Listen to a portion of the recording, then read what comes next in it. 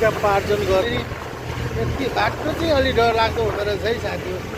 सानो सानो बाटो, तर पनि यहाँका भाइहरू चाहिँ साह्रै कठोर हुँदिने कठोर हुनुहुँदो रहेछ क्या। यस्तो सानो बाटोमा पनि भाइहरूले दिइहाल्छ, तर म चाहिँ लास्टै डर लाग्यो यो बाटोमा चाहिँ। कि हाम्रो अम्बर थामी चाहिँ अगाडि अगाडि कुदिरहनु भएको छ। बाटो चाहिँ डरलाग्दो। प्रायः जसो यहाँको मान्छेको चाहिँ अब जीविकापार्जन गर्ने पेसा चाहिँ यही चिया बगान नै रहेछ।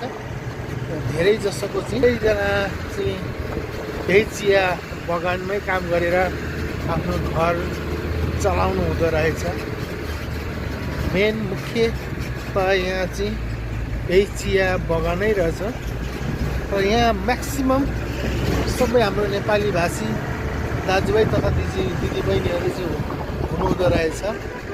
नेपालीहरू जहाँ जहाँ जानुहुन्छ त्यहीँ चाहिँ एकदमै सुन्दर सुन्दर ठाउँको विकास गर्नुभएको देखिन्छ। तर आफ्नै देश नेपालमा चाहिँ यो खालको प्रगति त्यति साह्रो देखिन्न हो।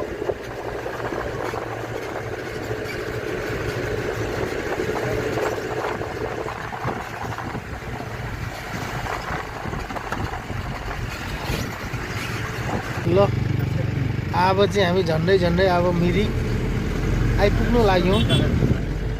फेरि यो ठाउँमा हो टिमटिम भन्ने ठाउँ आइपुग्यौँ।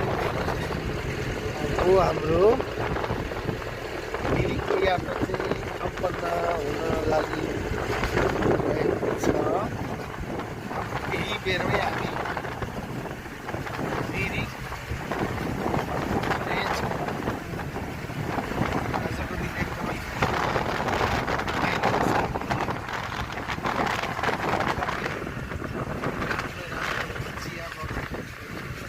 सानो सानो बाटोमा मोटर उडाउँदै उकाली ओह्राली गर्दै बिचमा यहाँको लोकल चिज खाँदै। होटल आयो हो होटल।